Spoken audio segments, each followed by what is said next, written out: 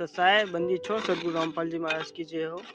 सभी भाई बहनों से मेरे निवेदन है कि मेरी एक शंका है, ये दूध और गुड़ इन दोनों के मिला के खाने से क्या होता है? गुरुजी ने सत्संग में मना किया है। सत्साय जय हो बंदी छोड़ की। बंदी छोड़ सतगुरु रामपाल जी महाराज जी की जय हो। परमात्मा की सभी प्यारी आत्माओं को मुझ पवन दास का सत्साई। सत्साई भगत जी, आपने जो ये सवाल किया है कि भाई परम पूज्य सतगुरु रामपाल जी महाराज जी अपने सत्संगों में गुड़ और दूध दोनों एक साथ खाने से क्यों मना करते हैं, इससे क्या होता है?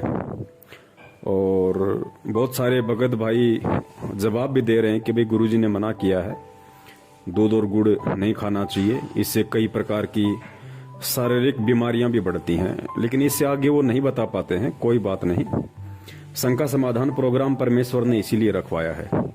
पुण्यात्माओं, होता क्या है, आप अगर गूगल पे भी जाके सर्च करेंगे कि वे गुड़ और दूध खाने से क्या नुकसान है, क्या फायदे हैं, तो आपको हजारों की संख्या में फायदे तो मिल जाएंगे, लेकिन नुकसान आपको एक भी नहीं मिलेगा। क्योंकि जो परमेश्वर का सर्च इंजन है, उसके आगे जो गूगल है वो ऊंट के मुंह में जीरे के बराबर भी नहीं है। तो हम ये सोचें कि हर चीज का जवाब हमें गूगल से मिल जाएगा, बिल्कुल नामुमकिन है, क्योंकि ये अध्यात्म है। तो देखिए, परमपिता परमेश्वर जी ने भी काफी बार सत्संगों में इस बात का जिक्र किया है कि बच्चों, आपने दूध और गुड़ को एक साथ प्रयोग नहीं करना है, इससे कई प्रकार की शारीरिक बीमारियां उत्पन्न होती हैं। अब यहाँ पे सोचने वाली बात यह है कि परमात्मा ने ना तो उन बीमारियों का कभी नाम बताया, ना ही वो बीमारियां आपको कभी भी गूगल पे मिलेंगी, ना आपको यूट्यूब पे मिलेंगी। तो इसका रीजन क्या है? परमात्मा खाली इतना कह के क्यों छोड़ देते हैं? पुण्यात्माओं, जब ठीक का समय आता है तभी परमात्मा हर चीज की सही और सटीक जानकारी अपने बच्चों तक पहुंचवाते हैं। वरना बहुत सारे भगत भाई बहन उन्हीं चीजों का प्रयोग करके और एक तरीके से सतगुरु के वचन की अवहेलना के भी दोषी बन जाते हैं और अनजाने में बहुत बड़ी मुसीबत भी मोल ले लेते हैं। इसका रीजन जो है मेन, दूध और गुड़ को एक साथ ना खाने का, वो परमेश्वर का एक संकेत है। और संकेत इसमें परम पूज्य सतगुरु रामपाल जी महाराज जी का ये है कि भाई हम जो यहाँ पे फंसे हुए हैं ना इस काल भगवान के लोक में, और काल भगवान ने 3 महापुरुषों को जिम्मेदारी दे रखी है, ब्रह्मा विष्णु महेश जी को, और तीनों के पास में एक एक गुण है। ब्रह्मा जी के पास रजोगुण है, शंकर जी के पास तमोगुण है, और विष्णु जी के पास में सतोगुण है। इन तीनों गुणों में से भी यदि जीव को सबसे ज्यादा भक्ति मार्ग में कोई बाधा उत्पन्न करता है, या यूं कह लीजिए कि परमपिता परमेश्वर कबीर साहिब जी के सत भक्ति मार्ग में यदि रजगुण तमोगुण सतोगुण इन तीनों में से यदि कोई ज्यादा जीव को प्रभावित करता है तो वो है रजोगुण, ब्रह्मा जी का रजोगुण।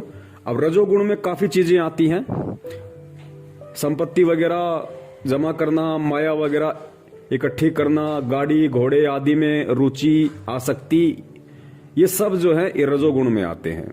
और एक जो रजोगुण हम जानते हैं कि वे रजोगुण का जो मतलब होता है वो होता है काम वासना।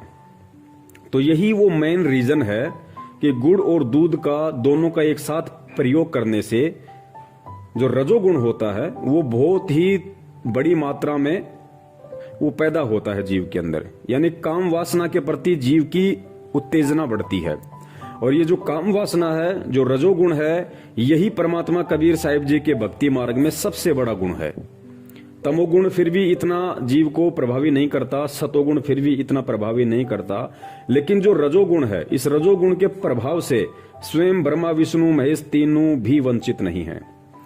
तो गुड़ और दूध दोनों का एक साथ प्रयोग करने से परमपिता परमेश्वर सतगुरु रामपाल जी महाराज जी के तत्व ज्ञान आधार से जो निष्कर्ष है वो ये निकलता है कि दूध और गुड़ दोनों का एक साथ सेवन करने से रजोगुण का प्रभाव बहुत ज्यादा होता है। जीव की भोग विलास काम वासना में उत्तेजना बढ़ती है, जो इस भक्ति मार्ग में सबसे ज्यादा बाधक है। इसलिए परमपिता परमेश्वर सतगुरु रामपाल जी महाराज जी ने गुड़ और दूध दोनों को एक साथ खाने से मना किया है, क्योंकि ये सबसे बड़ी बीमारी है। रजोगुण जो है यही सबसे बड़ी एक शारीरिक, आप इसको बीमारी कह लीजिए, मानसिक बीमारी कह लीजिए, सबसे बड़ी ये बीमारी है। परमात्मा ने खुल के इसलिए नहीं बताया कि आप देख रहे होंगे कि आज संगत में कितने भगत हैं जो ज्ञान को आधार बना के जुड़ते हैं, कितने लोग देखा देखी में जुड़ रहे हैं। तो अगर परमेश्वर इन बातों का पहले जिक्र कर दें कि भाई गुड़ और दूध खाने से रजोगुण बहुत ज्यादा बढ़ता है, सेक्स के प्रति बहुत ज्यादा जीव की कामना होती है, इच्छा होती है, तो आजकल तो बहुत सारी दुनिया ऐसी है वो तो सेक्स बढ़ाने के लिए पता नहीं मेडिकल से कैसे कैसे टेबलेट खाते हैं, दवाइयां खाते हैं कि हमारे सेक्स पावर बढ़े, हमारे काम वासना बढ़े। और कुछ लोग फिर ये गुरु जी का ज्ञान स्वीकार करेंगे, फिर गुरु जी के ज्ञान में वो साल भर रहेंगे, 6 महीने रहेंगे, 2 महीने बाद रहेंगे, वो इस मार्ग को छोड़ देते हैं। जो ज्ञान को आधार बना के नहीं चलता और नहीं जुड़ता है, सत्संगों को आधार बना के, वो इस मार्ग पे ज्यादा दिन नहीं टिक पाता। उसके बाद फिर उसके मन में काल वही रजोगुण वाली प्रवृत्ति पैदा कर देगा। तो फिर वो क्या करेगा, उसको मालूम पड़ जाएगा कि भैया रजोगुण कैसे बढ़ता है, काम वासना भोग विलास के प्रति इच्छा कैसे उत्पन्न हो, कैसे मतलब आप लोग जान सकते हैं। तो फिर वो दूध और गुड़ को ज्यादा मात्रा में खाना शुरू कर देगा, जो परमात्मा के भक्ति मार्ग में सबसे ज्यादा बाधक है। लेकिन अब ठीक का समय है, अब परमेश्वर की वो आत्माएं धरती पे हैं जिनका मकसद वास्तव में अपना मोक्ष करवाना है, तो उन आत्माओं को अब इन चीजों से कोई मतलब नहीं होगा। तो जब ठीक का समय आता है तो परमात्मा अपने जो भी संकेत होते हैं, इशारे होते हैं, अपने ही बच्चों को निमित्त बना के वो भगत समाज में हर जगह परमात्मा प्रचारित करवाते हैं और करवाएंगे। तो यही वो मुख्य कारण है गुड़ और दूध को एक साथ ना खाने का। सतगुरुदेव जी के सत्संगों का जो निष्कर्ष है, इन दोनों को एक साथ खाने से जीव में रजोगुण की मात्रा ज्यादा उत्पन्न होती है, जो इस भक्ति मार्ग में सबसे ज्यादा बाधक है। सत साहिब जय हो बंदी छोड़ के। तन मन शीस ईस अपने पे, तन मन शीस ईस अपने पे, पहले में चोट चढ़ावे जब कोई राम भक्त गत पावे हो जी, जब कोई राम भक्त गत पावे हो जी। तन मन शीस ईस अपने पे, तन मन शीस ईस अपने पे, पहले में चोट चढ़ावे जब कोई राम भक्त गत पावे हो जी, जब कोई राम भक्त गत पावे हो जी।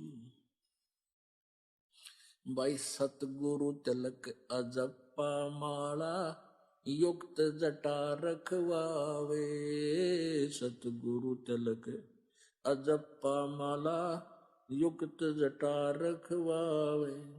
जत को पीन सत का चोला, भीतर बेख बनावे जब कोई राम भगत गत पावे हो जी, जब कोई राम भगत गत पावे हो जी।